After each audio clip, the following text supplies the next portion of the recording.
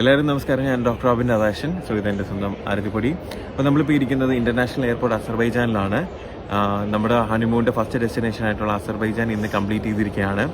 അപ്പോൾ എൻ്റെ ഫ്രണ്ടായിട്ടുള്ള ജീനയുടെ അടുത്തും മാത്യുയുടെ അടുത്തും അവർ ഡെസ്റ്റിനേഷൻ ഹോളിഡേയ്സിൻ്റെ ഓണേഴ്സാണ്. സോ അപ്പം അവരുടെ അടുത്ത് ഞാൻ പൊടിക്ക് മഞ്ഞ് കാണണം അല്ലെങ്കിൽ സ്നോഫോൾ എക്സ്പീരിയൻസ് ചെയ്യണമെന്ന് പറഞ്ഞപ്പോൾ അവരാണ് നമുക്ക് അസർബൈജാൻ സജസ്റ്റ് ചെയ്തത്.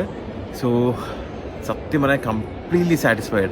കാരണം ഞാൻ ജീനയുടെ അടുത്ത് ഒറ്റ കാര്യം പറഞ്ഞോളൂ, ഞങ്ങൾ എവിടെയാണ് പോകുന്നത്, ട്രാവൽ, അക്കോമഡേഷൻ, പിന്നെ ഡെസ്റ്റിനേഷൻ ഒന്നും എന്ത് ചെയ്യരുത്, ഒന്നും പറയരുതെന്ന് പ്രത്യേകിച്ച് പറഞ്ഞിട്ടുണ്ടായിരുന്നു.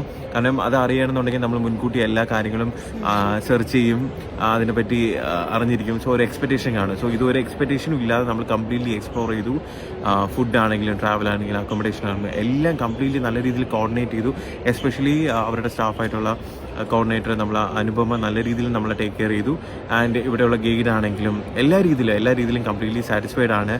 മഞ്ഞ് കാണാൻ പറ്റി, എന്താ പറയുക, കംപ്ലീറ്റ്ലി സാറ്റിസ്ഫൈഡ് ആയിട്ട് ഞങ്ങളിപ്പം എന്താ പറയുക തിരിച്ച് നാട്ടിലേക്ക് പോവുകയാണ്.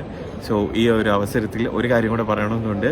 സോ ഈ വരുന്ന മാർച്ച് 15-ാം തീയതി നമ്മൾ അടുത്ത ഡെസ്റ്റിനേഷൻ ആയിട്ടുള്ള സിംഗപ്പൂർ നമ്മൾ പോവുകയാണ്. സോ അപ്പോൾ എല്ലാവരും അതിനുവേണ്ടി വെയിറ്റ് ചെയ്യുക. Stay tuned. പിന്നെ നമ്മളെ വീഡിയോസ് ഒരുപാട് പേര് കാണുന്നുണ്ടായിരുന്നു.